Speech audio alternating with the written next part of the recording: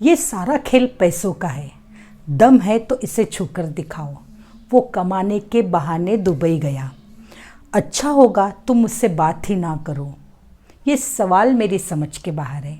जी हाँ फ्रेंड्स, इसी टाइप के सेंटेंसेस आज हम सीखने जा रहे हैं हमारे एडवांस इंग्लिश पार्ट 3 में। हाय, मैं हूँ संध्या और आजकल हम सीख रहे हैं एडवांस इंग्लिश का स्ट्रक्चर। एक्चुअली ये मेरा 3rd वीडियो है। इससे पहले होप आपने दोनों वीडियो देखे हैं। अगर नहीं देखे हैं तो जल्दी से जाकर देख लीजिए, जिससे कि आपको आपके आइडियाज़ इंग्लिश की क्लियर हो जाए। और हाँ, एक ज़रूरी बात, अगर आपने अभी तक मेरे चैनल को सब्सक्राइब नहीं किया है, आप फर्स्ट टाइम इसे देख रहे हो, तो ऐसे ही इंटरेस्टिंग वीडियो के लिए जल्दी से सब्सक्राइब कर दीजिए। चलिए देखते हैं। आज सबसे पहले मैंने लिखा है सारा खेल पैसों का है, ये सारा खेल दुश्मनी का है, ये सारा खेल उसकी ताकत का है। तो इसे कैसे बनाना है फ्रेंड्स? ऐसे सेंटेंसेस का एक स्पेसिफिक स्ट्रक्चर होता है। आप कभी भी इसे ग्रामर के भरोसे नहीं कर पाओगे, तो उसी स्ट्रक्चर में आपको डालकर इस सेंटेंस को कहना है। तो देखिए, मैं बताती हूँ आपको। इसका स्ट्रक्चर है, जैसे देखिए, सारा खेल का है, इसको हम कहेंगे it's all about. It's all about.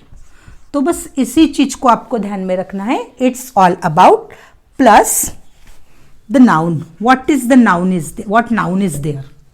तो जैसे मैंने यहां नाउन पैसों को यूज किया है, यहां पर नाउन है हमारा दुश्मनी, यहां है दोस्ती, यहां है नफरत और यहां है ताकत। तो इन वर्ड्स को आपको यहां पर यूज करके उसे बोलना है। जैसे देखिए, मैं आपको बताती हूं, सारा खेल पैसों का है।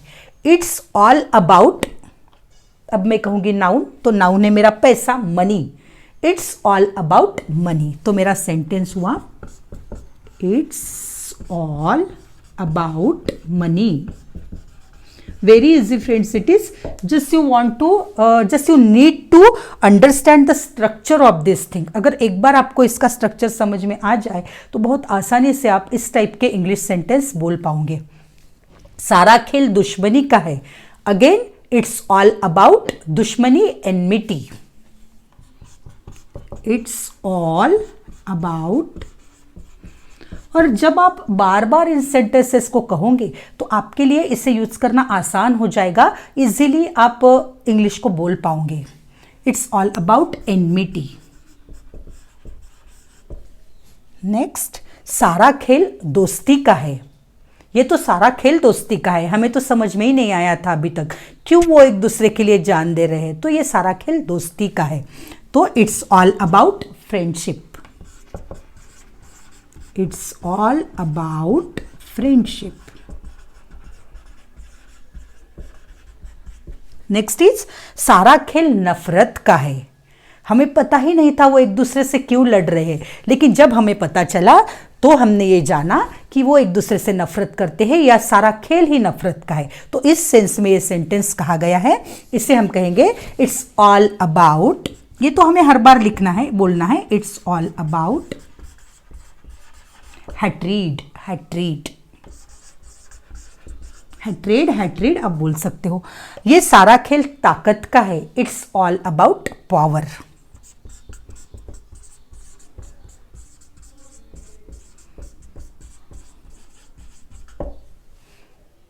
अच्छा होगा तुम मुझसे बात ना करो, अच्छा होगा तुम वहां ना जाओ।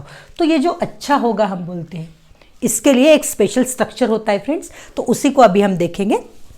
तो यहां पर अच्छा होगा तुम मीन्स यू। तो अभी हम लेंगे, देखिए, जो भी सब्जेक्ट होगा, जैसे मैं तुम मतलब जो मेरे सामने सेकंड पर्सन है उसे कह रही हूं, तो मैं यू पहले लिखूंगी, यू। और मुझे एक चीज को फॉलो करना है, you had better. You had better plus remaining sentence like you had better plus मुझसे बात ना करो। इसको ट्रांसलेट करके हमें रिमेनिंग सेंटेंस को यहां लिखना है। तो अब अगर हम कह रहे हैं अच्छा होगा तुम मुझसे बात ना करो, ये सेंटेंस कैसे होगा? You had better don't talk to me. You had better don't talk to me. You had better not to talk to me, ये भी चलेगा। You had better not to talk to me. यहां देखिए अच्छा होगा वो means I am talking about third person singular, तो मैं ही या शी ले सकती हूं। तो मैं यहां पर स्टार्ट करूंगी, शी हैड बेटर। ये जो यू है ये सब्जेक्ट है हमारा, यहां शी सब्जेक्ट है। She had better, so sentence हुआ मेरा शी हैड बेटर। यहां से चला जाए, go from here. She had better go from here. Very easy it is, just you have to remember the structure of this thing, like subject had better plus remaining part of the sentence. अच्छा होगा मेरी दोस्त। अब यहां पर मेरा subject हुआ मेरी दोस्त, my friend. My friend had better, my friend had better। अभी मैं देखूंगी रिमेनिंग पार्ट क्या है। यहां ना आए, my friend had better doesn't come here, doesn't come here। Friends, जो टेंस में सेंटेंस है उसी टेंस में हमें इसे बनाना पड़ेगा। होप आपको सारे टेंसेस में सेंटेंसेस बनाते आते हो। अगर नहीं आते हो तो डिस्क्रिप्शन बॉक्स में लिंक है, आपको वहां जाकर वो सीखना पड़ेगा और तभी आप एडवांस इंग्लिश को बोल पाओगे। अच्छा होगा मैं दवा ले लूं, तो अच्छा होगा मैं के लिए मुझे आई हैड बेटर लेना होगा। I had better take medicine. अच्छा होगा तुम शादी में ना जाओ। अच्छा होगा तुम मीन्स फिर से मैंने यू लिया, यू हैड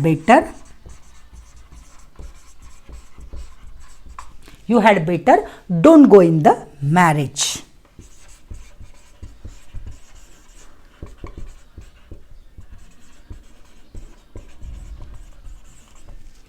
सो ये हुआ हमारा यू हैड बेटर वाला स्ट्रक्चर। अच्छा होगा तुम ऐसे करो, अच्छा होगा तुम वैसे करो। किसी चीज का समझ के बाहर होना मतलब बियॉन्ड अंडरस्टैंडिंग। तो जैसे कि मैंने यहां लिखा है ये सवाल मेरी समझ के बाहर है, तो समझ के बाहर है। यहां भी आप देख रहे हो समझ के बाहर है, तो इसके लिए हमें स्ट्रक्चर यूज करना पड़ेगा beyond my understanding, beyond my understanding. लेकिन जो सेंटेंस है मेन उसे हमें इससे पहले लिखना होगा, इससे पहले बोलना होगा, प्लस ऐड करके हमें हर बार बियॉन्ड माई अंडरस्टैंडिंग ऐसे करना है। तो देखिए ये सवाल मेरी समझ के बाहर है, ये सवाल दिस क्वेश्चन। तो जो मेन पार्ट था सेंटेंस का वो मैं पहले बोलूंगी और उसके बाद मुझे कहना है beyond my understanding. So how can I right और हाउ कैन आई से दिस सेंटेंस? ये सवाल मेरी समझ के बाहर है, this question is beyond my understanding.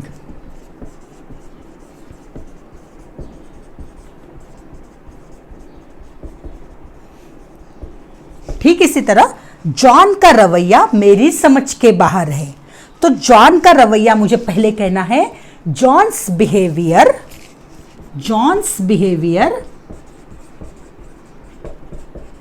Plus beyond my understanding. तो हम कैसे कहेंगे? John's behaviour is beyond my understanding. Sam और जॉन की दोस्ती मेरे समझ के बाहर है। The friendship of Sam and John is beyond my understanding. The friendship of John and Sam, फिर से मैं ले लूंगी इज बियॉन्ड माई अंडरस्टैंडिंग। पहाड़ों का वातावरण मेरी समझ के बाहर है। द एटमोस्फियर ऑफ हिल्स या atmosphere of hilly area is beyond my understanding. Atmosphere of the hills, फिर मैं लूंगी इज बियॉन्ड माई अंडरस्टैंडिंग। उसकी कॉमेडी हमारी समझ के बाहर है, उसकी third person singular his comedy is beyond my understanding.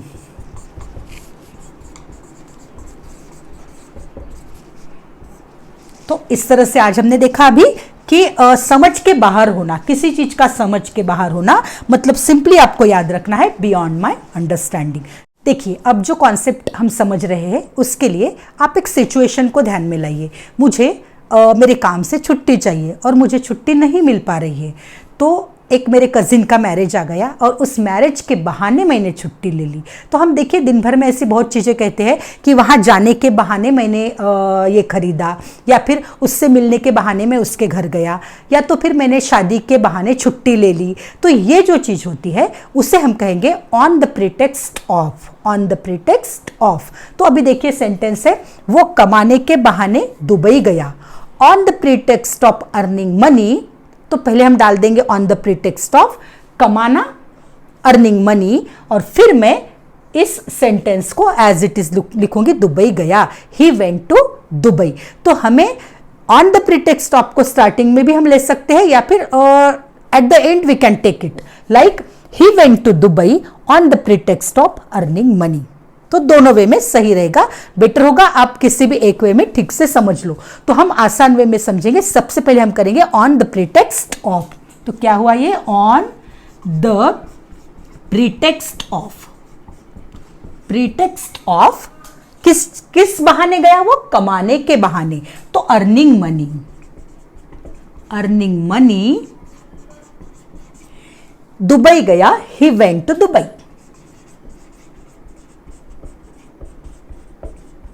Next, इसी बहाने हम एक दूसरे को जान लेंगे। ऑन दिस प्रिटेक्स्ट, इसी बहाने, this, on this pretext, on this pretext, it is pretext, we will know each other, we will know each other.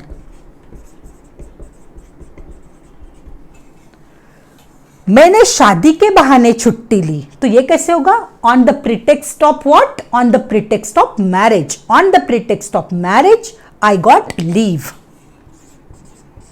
On the pretext of marriage I got leave, I got leave.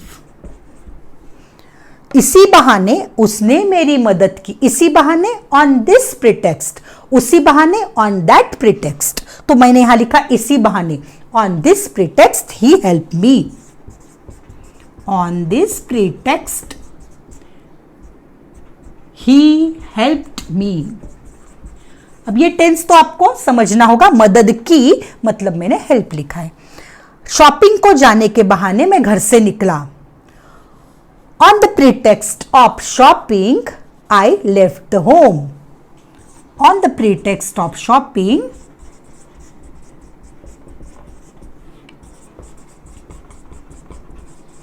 I left home. Next concept is दम है तो ये करके दिखा, दम है तो वो करके दिखा, तुझ में हिम्मत है तो मुझसे लड़के दिखा, तुझ में हिम्मत है तो वहाँ जाकर दिखा, तुझ में हिम्मत है तो रात में जाकर दिखा। तो ये सारी चीज़ें हमें अभी देखना है। तो इसमें फ्रेंड्स इस स्ट्रक्चर को हमें फॉलो करना है। जैसे शो मतलब दिखा, ठीक है, तो शो मैंने स्टार्टिंग में ले लिया, शो बाय ये हमें कंपल्सरी लेना है, प्लस V1 प्लस ING। तो यहां जो भी आपको वर्ब दिखाई दे रहा है उसे आपको बाय के बाद ING लगाकर लिखना है, और एंड में आपको लिखना है इफ यू हैव पावर, दम है तो, इसका मतलब होता है हिम्मत है तो, दम है तो, इफ यू हैव पावर। जैसे देखिए दम है तो मुझे छूकर दिखा, दम है तो मुझे छूकर दिखा मतलब मैंने लिया शो बाय, शो बाय क्या करना है, मुझे छूकर, मुझे छूकर, शो बाय, छूना यहां पर वर्ब हुआ, टचिंग मी, तो मुझे मतलब मी, तो शो बाय टचिंग मी। और अब मुझे इस स्ट्रक्चर को एज इट इज डालना है, if you have power, if you have power.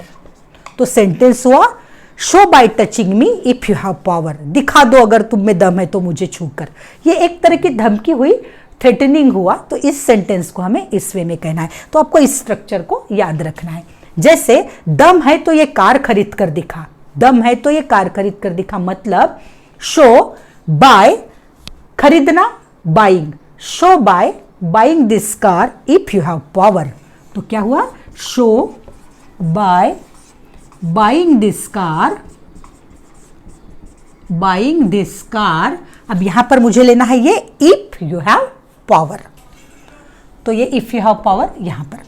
हिम्मत है तो मुझसे लड़के दिखा, लड़के दिखाना, शो बाय लड़ना fighting, show by fighting me if you have power. तो क्या हुआ ये, show by fighting me if you have power. हिम्मत है तो उससे बात करके दिखा, show by talking him if you have power. Show by बात करना, टॉक तो मैंने उसे लिया टॉकिंग, शो बाय टॉकिंग उससे him if you have power. If you have power का मतलब होता है दम है तो, हिम्मत है तो, दम है तो अव्वल आकर दिखा, अव्वल मतलब नंबर 1। तो शो बाय आना, standing first, show by standing first if you have power. Show bye coming first, show by standing first, show by standing first. और अब मुझे लेना है इफ यू हैव पावर। सो अगर आप फ्लुएंट बनना चाहते हो तो ये सेंटेंस को देखते रहिए, दिन भर यूज करते रहिए, और हाँ, मेरे चैनल को लाइक शेयर एंड सब्सक्राइब भी जरूर कीजिए।